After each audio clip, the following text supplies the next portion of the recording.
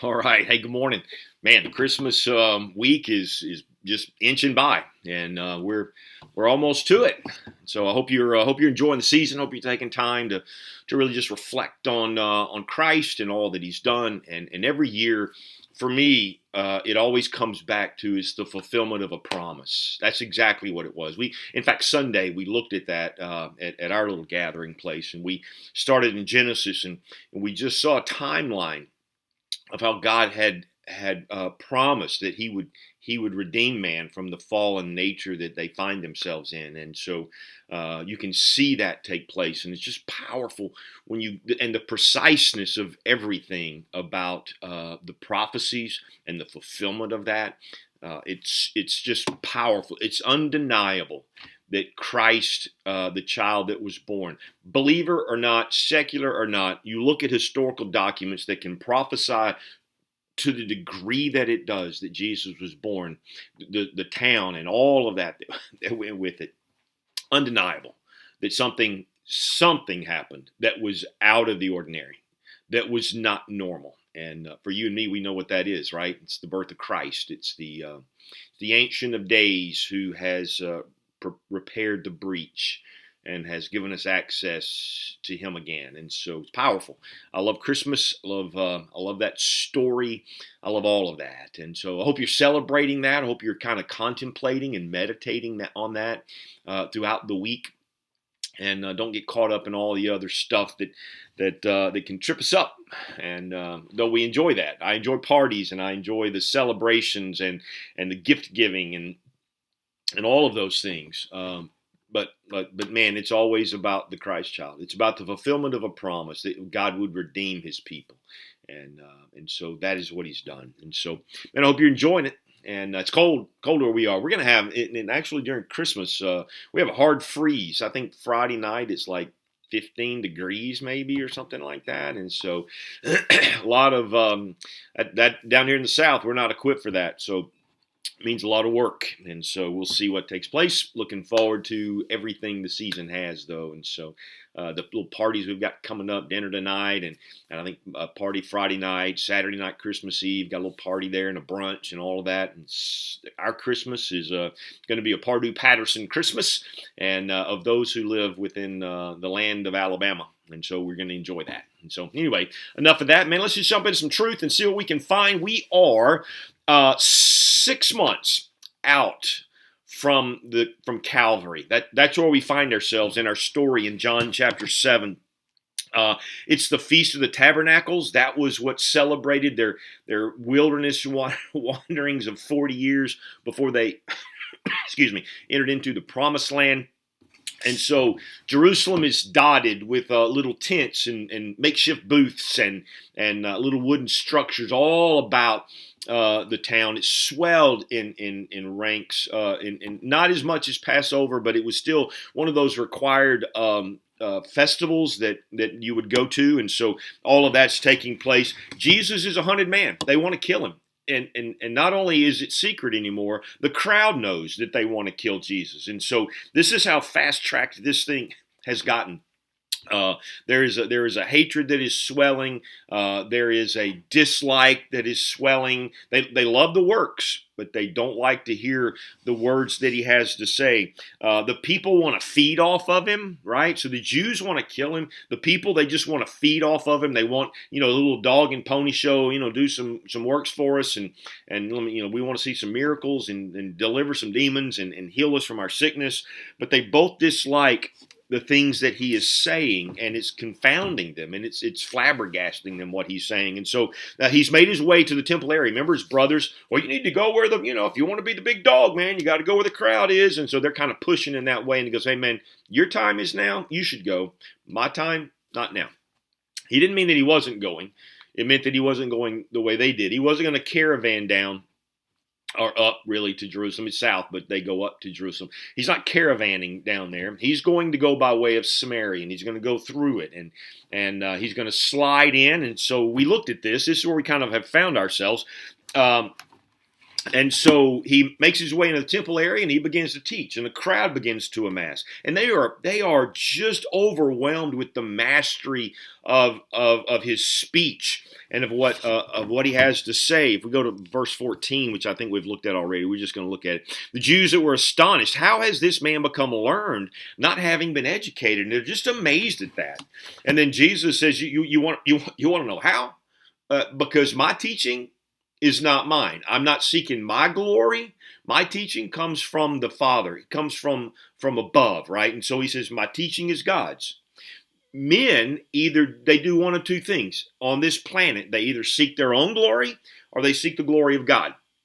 He says, the world is seeking Pharisees. He didn't call them out directly, but he's like, you Jews, yeah, you're seeking your own glory. He said, but I'm seeking the glory from the Father, and I'm righteous. You are hypocrites.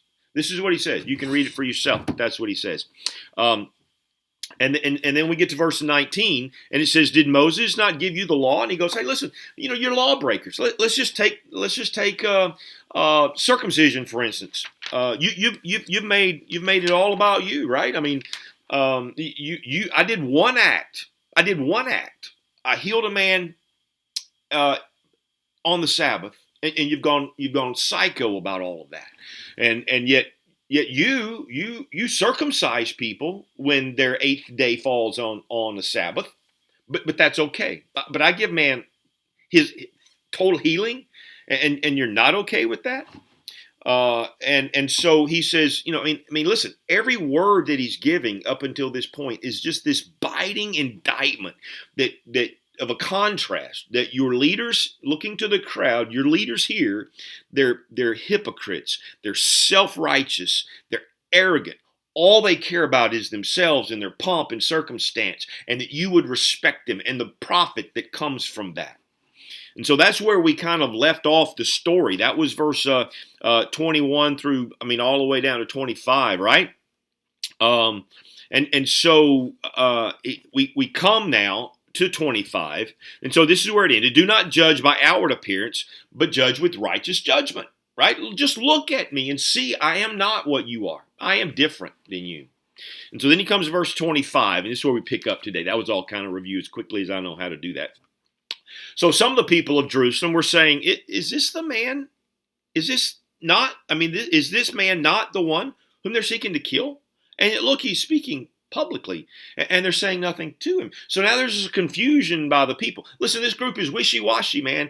They follow after him, and then they think, man, he's a crazy man. His brothers think he's insane. A lot of the crowd has left him. Kind of a different crowd is here now, and so that's just what's going on. And they're going, isn't this the one that they want to kill? See, it's no secret anymore. It's out 6 months before his crucifixion.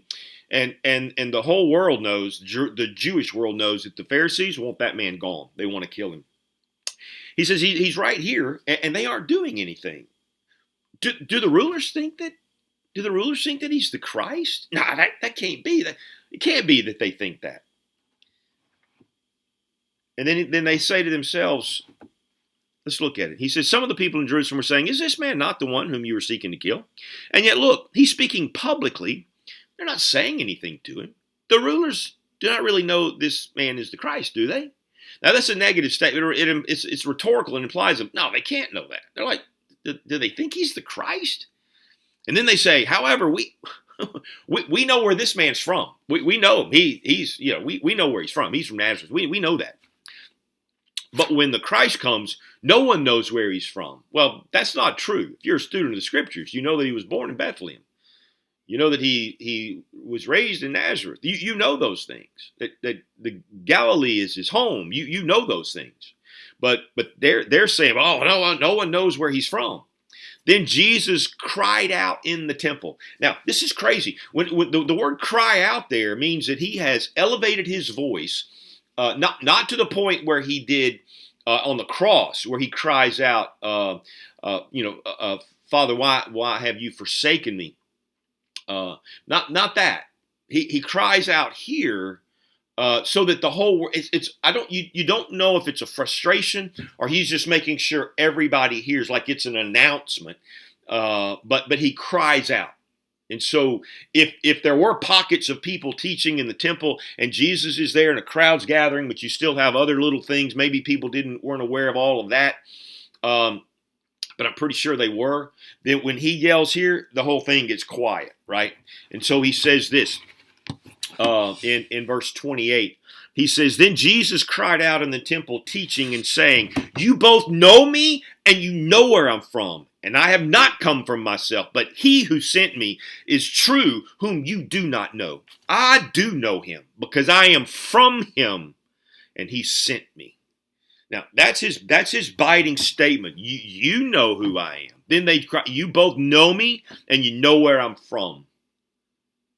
And I have not come from myself, but he who sent me is true, whom you do not know. Wow.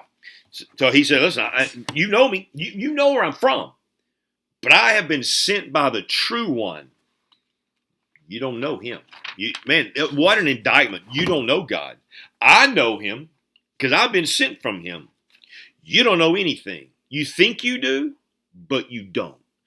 That's the biting words that he says there, right? Listen, he says, you both know me and you know where I'm from, and I have not come from myself, but he who sent me is true, whom you do not know. I do know him because I am from him, and he sent me. Now, when he makes those statements, it's biting. The Jews, they're paralyzed. Look what it said, the religious leaders. So they were seeking to arrest him, and yet no one laid a hand on him because his hour had not yet come. So it's like they want to arrest him. They want to, but they're not able to because the time has not come. Now, in a minute, the soldiers will come to arrest him.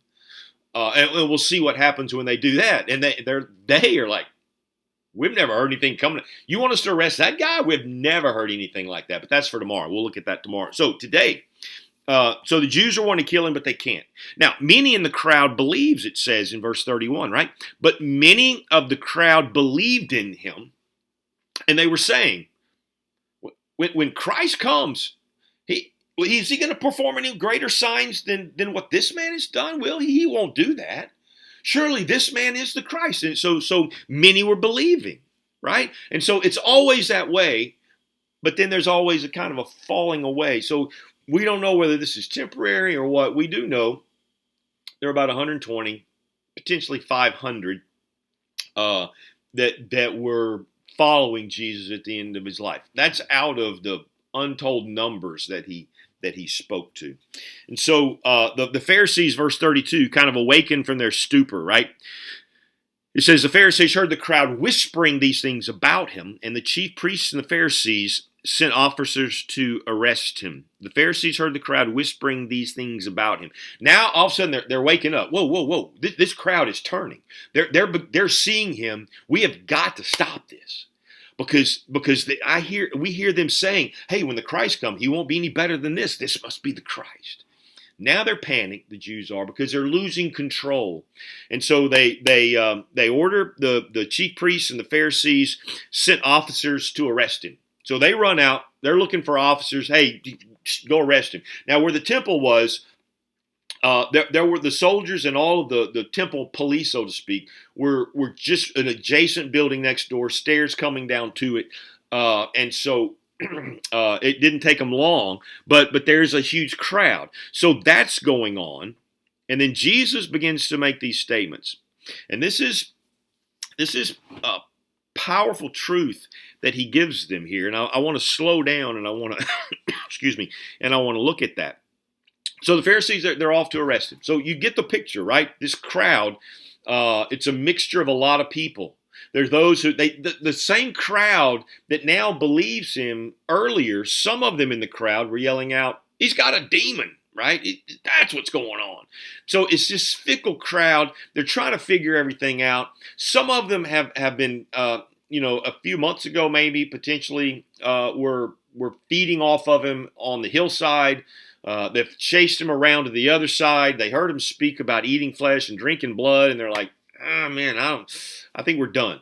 And so a lot of those walked away, but then there's still several. I mean, a lot of people that are trying to the dog and pony show, like I was saying. But the Jews are intent on killing him, and so it's all coming together at this Feast of the Tabernacles. And so all of these tents and everything are everywhere. The city's a hubbub. Jesus enters in, begins to teach truth and life. He's in their face. He's not holding back. I have been sent from above. I'm not speaking my words. Don't confuse me with these other rabbis around here. Don't confuse me with the Jews, those leaders that you have. I am none of that. They speak words to glorify themselves. I'm speaking words that glorify him. And he is true and righteous, and I know him, right? And so this is what's going on. So now it's gotten tense because the crowd is like, wow. I mean, one, he's speaking with authority. Yeah, I mean, we think he has demons, but who can do these works? This is the works of Messiah. Maybe it is the Messiah. And the Pharisees and the ruling leaders, the chief priests, have said, "Hey, let's go get him out of here. We got to get him out of here. Let's go arrest him." So he does that. Now, this is where then Jesus comes in, and it says, "Therefore," right? Therefore, it is in light of what has just happened. That's why I just took that time to review one more time. Therefore, because all of that, because he knows that they're going to get the soldiers, and they know that he's coming for them. Therefore, Jesus says, "For a little while longer, I'm going to be with you. And I'm going to him who sent me. You will seek me. You will not find me. Where I am, you can't come." Man, do you hear that? There's a window closing. That's what he's saying. There's a window closing, right? That's what's going on. I'm only here for a little while longer. If there's a closing deal, not to sleaze it, but you can get a guy going, "This deal's only for today. I can sell you this car, but it's only for today. You got 20, we got to do it. It's done. I can't give you this deal tomorrow," right? That's not him. He's not doing that. This isn't some sleazy sales pitch to close things out. This is Jesus giving them a direct warning. He's saying, listen, I'm going to be with you for a little while longer. Now, he knows exactly how long it's going to be. He knows it, not just the 6-month time frame. He knows the days. He knows the minutes. He knows the hours. He knows when that's coming. Everything of eternity was geared toward that. And so he says, for a little while longer, I'm going to be with you. And then I'm going to him who sent me. Now, some may have been confused by that, but I don't think so. Some may have said, where's he going? Who sent him? Because they already said, is this the Christ? Who's going to do more works than him? You will seek me, and you will not find me. Where I'm going, you can't come. Now, this is confusing to them. They're trying to figure out, it's this riddle, and there's just this cloud of darkness that they've been under for so long. But it says this, the Jews then said to one another, where does this man intend to go that we won't find him?